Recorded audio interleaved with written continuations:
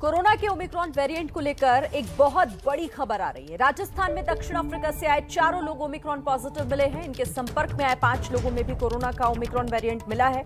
यानी आज राजस्थान में 9 ओमिक्रॉन पॉजिटिव पाए गए। इस तरह से देश भर में अब ओमिक्रॉन संक्रमितों की तादाद 21 हो गई है। आज ही महाराष्ट्र में 7 और दिल्ली में एक शख्स ओमिक्रॉन पॉजिटिव पाया गया है।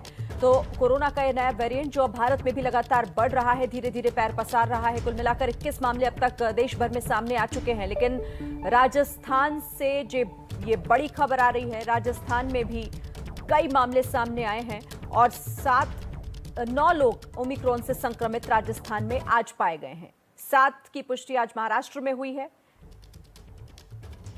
और दिल्ली में भी एक ओमिक्रॉन पॉजिटिव पाया गया है। तो कुल मिलाकर अब लगातार ये बढ़ता जा रहा है। ये नया खतरा कोरोना का ओमिक्रॉन वेरिएंट संक्रमित जो कि दक्षिण अफ्रीका से लौटे हैं, उनके संपर्क में जो लोग आए वो भी अब पॉजिटिव हो गए। तो देखिए पूरे देश भर की स्थिति आपको दिखाते हैं। देश में ओमिक्रॉन के कितने मामले अब तक दर्ज किए गए। दिल्ली में एक केस आज सामने आया है। इसके अलावा अगर बात महाराष्ट्र की करें तो महाराष्ट्र में ये आंकड़ा 8 का है। 8 लोग अभी तक पॉजिटिव हैं और राजस्थान में 9 लोग ओमिक्रॉन पॉजिटिव पाए गए हैं। कर्नाटक में भी 2 लोगों में ओमिक्रॉन वायरस वेरिएंट की पुष्टि हो चुकी है। गुजरात में भी एक मामला अब तक सामने आ चुका है। तो देश भर की स्थिति अलग अलग जगहों पर किस राज्य में कितने केसेस अब तक सामने आ चुके हैं वो पूरी तस्वीर आपको हम दिखा रहे हैं। टोटल 21 लोग हैं जो अभी तक ओमिक्रॉन वेरिएंट से संक्रमित पाए गए हैं। अब चलिए अलग अलग जगहों से हमारे कुछ संवाददाता भी हमारे साथ जुड़ रहे हैं, उनका रुख हम कर लेते हैं। दिल्ली से अजातिका सिंह मेरे साथ जुड़ रही, मुंबई से रौनक कुकड़े मुंबई का हाल बताएंगे। महाराष्ट्र में आज ही देखिए 7 ओमिक्रॉन के सामने आए हैं। लेकिन रौनक के पास हम पहले चलते हैं क्योंकि रौनक ये संख्या बड़ी है, 7 आज के सामने आए हैं और डर इस बात का है कि ये बढ़ भी सकते हैं क्योंकि अब ये किन किन लोगों के संपर्क में आए हैं इसकी भी जांच बहुत जरूरी हो जाती है। जी निश्चित तौर पर शिरीन, लेकिन मैं आपको बता दूं कि आज जो नए 7 मामले सामने आए हैं उसकी पहले मैं दर्शकों को जानकारी दे दूं। ये मामले पिंपरी चिंचवड़ में जो पुणे से सटा हुआ महानगर पालिका का क्षेत्र है वहां पर 6 मामले सामने आए और एक मामला पुणे में सामने आया है। जो 6 मामले पिंपरी चिंचवड़ में सामने आए हैं उसकी जानकारी मैं सबसे पहले दर्शकों को देना चाहता हूँ। 44 वर्षीय महिला 24 नवम्बर को अपने 2 बच्चों के साथ नाइजीरिया से भारत लौटी थी। उनका टेस्ट पॉजिटिव आया था और उनके संपर्क में आए 13 लोगों का अभी टेस्ट जो है वो महानगर पालिका की तरफ से किया गया था। उसमें से 3 लोगों में इस नए वेरिएंट की पुष्टि जो है वो हुई है और इसके अलावा पुणे में एक शख्स जो फिनलैंड से 28 नवंबर को भारत पहुंचा था उसमें भी इस नए वेरिएंट की पुष्टि जो है वो की गई है। लेकिन जो जानकारी महाराष्ट्र सरकार की तरफ से दी जा रही है उसमें अच्छी बात यह है कि जो एक महिला है 44 वर्षीय जो नाइजीरिया से पहुंची थी, केवल उनमें ही माइल्ड सिम्टम्स पाए गए। बाकी जो 5 लोग हैं उनमें ज़्यादा सिम्टम जो है वो देखने को नहीं मिल रहे। इनमें से 3 बच्चे हैं जिन्होंने कोरोना की कोई भी वैक्सीन नहीं ली हुई थी, जबकि जो 3 अडल्ट है उन्होंने अपने कोरोना के वैक्सीनेशन के दोनों डोज जो है वो पूरे कर लिए। लेकिन अच्छी बात यह है कि ज़्यादा सिम्टम जो है वो देखने को नहीं मिल रहे। लेकिन महाराष्ट्र सरकार की अगर बात करें तो महाराष्ट्र सरकार हाई अलर्ट मोड पर है। हो सकता है कि कल मुख्यमंत्री उद्धव ठाकरे के नेतृत्व में जिस तरह के नई वेरिएंट को लेकर चिंता बढ़ी है उसको लेकर एक बैठक जो है महत्वपूर्ण हो सकती है और नई गाइडलाइंस को लेकर भी सरकार जो है आने वाले दिनों में ऐलान कर सकती है। जी ठीक है, तो देखिए ये खतरा अब धीरे धीरे पैर पसार रहा है क्योंकि अब कई राज्यों से ऐसी खबरें आ रही हैं जहां पर ओमिक्रॉन पॉजिटिव पाए गए हैं। मैं सीधे अब अजातिका का रुख करूंगी। अजातिका, एक मामला आज दिल्ली में भी दर्ज किया गया। दिल्ली की स्थिति क्या कहती है फिलहाल? जी देखिए शिरीन, एक मामला दिल्ली में भी आज दर्ज किया गया है और ओमिक्रॉन वेरिएंट का जो एक केस है यहाँ पर भी आ गया है। जिसका डर था वो राजधानी दिल्ली में भी एलएनजेपी अस्पताल में फिलहाल उस मरीज को भर्ती किया गया है। आपको बताएं कि विदेश से आने वाले 12 लोगों की जीनोम सीक्वेंसिंग के जो टेस्ट हैं वो किए गए थे, जिसमें से जो 11 लोग हैं उनको सामान्य कोरोना का जो टेस्ट है वो पॉजिटिव आया है और उनमें से एक जो व्यक्ति है उनका टेस्ट जो है वो ओमिक्रॉन वेरिएंट का पॉजिटिव आया है। ये जानकारी आज दिल्ली के स्वास्थ्य मंत्री सत्येंद्र जैन ने दी थी। साथ ही उन्होंने केंद्र सरकार से ये भी अपील की थी कि विदेश से जो देश प्रभावित है, जहां पर ओमिक्रॉन वेरिएंट पहुंच चुका है, वहां से दिल्ली आने वाले लोगों को फिलहाल दिल्ली आने से रोका जाए, उन फ्लाइट्स को बैन किया जाए। ये अपील लगातार सत्येंद्र जैन भी कर रहे हैं, क्योंकि साफ तौर पर एक सीधा समाधान हो सकता है कि अगर दिल्ली में उन लोगों को आने की इजाजत नहीं दी जाए तो संक्रमण का दर कुछ हद तक कंट्रोल किया जा सकता है। इस वक्त हम आपको तस्वीरें भी दिखा दें, हम इस वक्त मार्केट एरिया में मौजूद हैं। आज दिल्ली में कोरोना वायरस के जो ओमिक्रॉन वेरिएंट है उसका एक केस दर्ज हो चुका है। उसके बाद भी हमें मार्केट में रविवार होने के चलते काफ़ी भीड़ दिखाई दे रही है। अभी आप देखेंगे मेरे पीछे आपको फिलहाल, क्योंकि मार्केट जो है बंद होने का टाइम हो गया तो भीड़ धीरे धीरे छट रही है, लेकिन अब भी यहाँ पर आपको बताएं कि कुछ समय पहले तक पाँव रखने की जगह नहीं थी। तो लोगों के लिए अब जरूरी है कि सावधानी और वो ज़्यादा बरतें।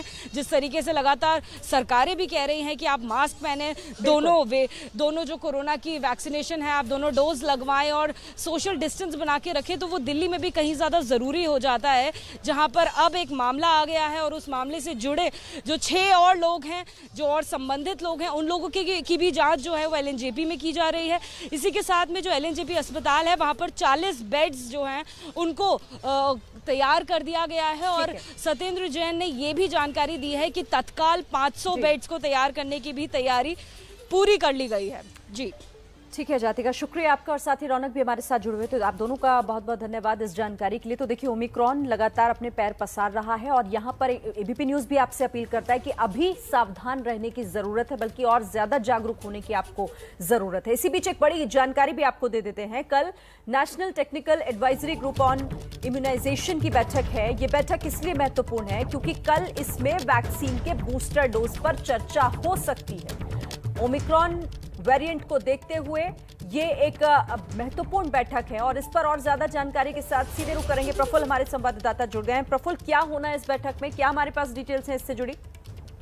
देखिए, national technical advisory group on immunisation जो है वो कोरोना की जो वैक्सीन है उसको लेकर जो तमाम रिसर्च और डेटा आते हैं उसके आधार पर वो अपने फैसले लेती है कि जैसे कोरोना की वैक्सीन के बीच में गैप किनको दी जानी चाहिए, कब दी जानी चाहिए, तमाम फैसले जो है वो एंटगी साइंटिफिक आधार पर लेती है और उसके बाद सुझाव केंद्र सरकार को देती है, जिसके बाद उस फैसले पर अमल किया जाता है। कल ये बैठक जो है ये काफी महत्वपूर्ण है क्योंकि इसमें जो बूस्टर डोज यानी एडिशनल डोज 2 डोज के बाद जो तीसरी एक डोज लगने की बात की जा रही है उसको लेकर इस पर चर्चा होने वाली है। साथ ही साथ बच्चों की वैक्सीन, जाइडस की वैक्सीन की अगर हम बात करें तो उसको मंजूरी मिल चुकी है, जो कि 12 से 18 साल के बच्चों को भी दी जा सकती है। उसके अलावा कोवैक्सीन को सब्जेक्ट एक्सपर्ट कमेटी CDSO की जो सब्जेक्ट एक्सपर्ट कमेटी है उसने अपनी रिकमेंडेशन दी है। हालांकि उसको भी मंजूरी नहीं मिली है बच्चों के लिए, लेकिन मंजूरी मिलने की संभावना है। तो ऐसे में अगर बच्चों को वैक्सीन देनी है तो इसको क्या खाका तैयार किया जाएगा, कब कैसे दिया जाए, इन तमाम चीजों को लेकर इन पहलुओं पर कल ये चर्चा होनी है और इसके बाद इसको लेकर फैसला हो सकता है कि अगर एडिशनल डोज यानी बूस्टर डोज दी जानी है तो किसको दी जाएगी, कब दी जाएगी, कैसे देनी होगी, इन तमाम चीजों पर चर्चा होगी और उसके बाद ये आगे सुझाव जो है स्वास्थ्य मंत्रालय को दिया जाएगा। तो कल ये बहुत ही अहम बैठक है और ऐसे वक्त में बैठक है जब ओमिक्रॉन के केसेस भारत में आना शुरू हो चुके हैं, बहुत तेजी से बढ़ भी रहे हैं। बिल्कुल ठीक है, शुक्रिया फिलहाल आपका प्रफुल्ल हमारे साथ जुड़ने के लिए, बातचीत के लिए। आगे भी आपसे डिटेल्स लेते रहेंगे। तो ये महत्वपूर्ण बैठक जो आगे की रणनीति को देखकर यहाँ पर तय होगा कि अब आगे क्या करना है, इससे जुड़ी जानकारी हम आपको लगातार देंगे। तो ओमिक्रॉन का डर लगातार बढ़ता जा रहा है। देश में ओमिक्रॉन के 21 मामले सामने आ चुके हैं। अब बूस्टर डोज की तैयारी हो रही है। खतरा दरअसल पूरे देश पर मंडरा रहा है। सभी राज्यों को यहाँ सावधान रहना है और आपको भी। दिल्ली में भी ओमिक्रॉन की एंट्री हो चुकी है। दिल्ली में ओमिक्रॉन से निपटने की क्या तैयारी है, क्या ओमिक्रॉन के खिलाफ तैयारी पूरी है या फिर अधूरी, एक रिपोर्ट आपको दिखाते हैं। 11 दिन में करीब 8,500 किलोमीटर दूर दक्षिण अफ्रीका से ओमिक्रॉन अब देश की राजधानी दिल्ली पहुंच चुका है। दिल्ली में ओमिक्रॉन का पहला मरीज सामने आया है। तंजानिया से आए शख्स की शुरुआती जांच में ओमिक्रॉन की पुष्टि हुई है। 12 लोगों की जिनोम सीक्वेंसिंग की प्रीलिमिनरी रिपोर्ट आ चुकी है, शुरुआती रिपोर्ट आ चुकी है। उसमें से 11 को नहीं, ओमिक्रॉन नहीं है, नॉर्मल कोरोना है। दिल्ली में विदेश से आए 17 लोग कोरोना संक्रमित पाए गए थे। 12 के सैंपल की जीनोम सीक्वेंसिंग की गई, जिसमें से एक शख्स की शुरुआती रिपोर्ट में ओमिक्रॉन की पुष्टि हुई है। ओमिक्रॉन संक्रमित शख्स को फिलहाल दिल्ली के LNJP अस्पताल में आइसोलेशन में रखा गया है। दिल्ली से आया था हमारे पास लोकनायक में और अभी हमारे यहाँ भर्ती है। इसको हल्के सिम्टम्स हैं, हल्का बुखार था, थोड़ा सा गले में दर्द था, थोड़ा वीकनेस इसको महसूस कर रहा था। वो उनका सारा जो कॉन्टैक्ट्स है उनको ट्रेस कर रहे हैं और उनके लिए भी हमने सारी जो डिटेल्ड सूचना है वो प्रशासन को दे दी। दिल्ली में ओमिक्रॉन की एंट्री के बाद सत्येंद्र जैन ने केंद्र से ओमिक्रॉन प्रभावित देशों से आने वाली इंटरनेशनल फ्लाइट रोकने की अपील की है। अफेक्टेड कंट्रीज हैं जहाँ पर ओमिक्रॉन बहुत ज़्यादा फैला हुआ है, वहाँ की फ्लाइट सर्विसेज को बंद कर दिया जाए। मुझे लगता है केंद्र सरकार को इसको संजीदगी से लेना चाहिए, उससे लगता है इसको कंट्रोल करना बहुत आसान होगा। ओमिक्रॉन की एंट्री के बाद दिल्ली पुलिस भी एक्शन में है। पुलिस के लिए बनाए गए शाहदरा और रोहिणी के कोविड केयर सेंटर को फिर से शुरू करने के निर्देश दिए गए हैं। देश में सबसे पहले कर्नाटक से ओमिक्रॉन के मरीजों की पुष्टि हुई, उसके बाद गुजरात से 1, महाराष्ट्र से 8 और दिल्ली में 1 मरीज मिला है। विशेषज्ञों के मुताबिक ओमिक्रॉन कोरोना के डेल्टा वेरिएंट से 5 गुना ज्यादा ताकतवर और बेहद संक्रामक है। मैं आशा करता हूँ सीवियर ना हो, but the way it is spreading, जिस तरह से वो फैल रहा है, खासकर यंगर पॉपुलेशन को भी वो इन्फेक्ट कर रहा है। ओमिक्रॉन को हराना है तो मास्क, सामाजिक दूरी और वैक्सीन के दोनों डोज बेहद जरूरी हैं।